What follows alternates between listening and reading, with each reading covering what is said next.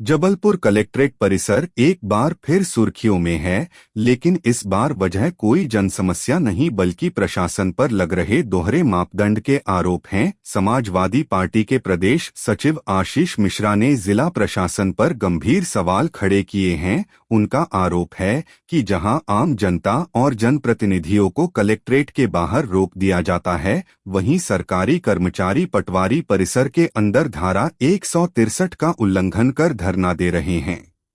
सपा नेता ने चेतावनी दी है कि यदि कार्रवाई नहीं हुई तो वे उग्र आंदोलन करेंगे। जबलपुर में नियमों का पाठ पढ़ाने वाला प्रशासन अब खुद सवालों के घेरे में है। दरअसल कुछ दिनों पहले जिले के आरआई और पटवारियों ने कलेक्ट्रेट परिसर के अंदर अपनी मांगों को लेकर ज्ञापन सौंपा और धरने पर बैठ गए। समाजवादी पार्टी के प्रदेश सचिव आशीष मिश्रा ने इस पर तीखी प्रतिक्रिया देते हुए कहा कि कलेक्ट्रेट की दीवारों पर साफ तौर पर धारा 163 बीएनएस लागू होने की चेतावनी लिखी है, जिसके तहत परिसर में धरना प्रदर्शन प्रतिबंधित है। सपा नेता आशीष मिश्रा ने आरोप लगाया कि जब कोई आम नागरिक या राजनीतिक दल अपनी समस्याओं को लेकर आता है तो उन्हें भारी बैरिकेडिंग कर घंटाघर पर ही रोक दिया जाता है, लेकिन पटवारियों को परिसर के अंदर धरने की छूट देना प्रशासन की दोहरी नीति को दर्शाता है।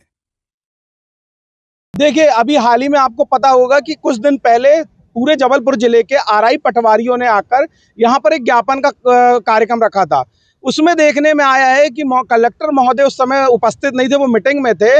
उस समय सारे आरआई पटवारी कलेक्ट्रेट परिसर के अंदर धरने पे बैठ गए, 30 से 40 और 50 की संख्या में।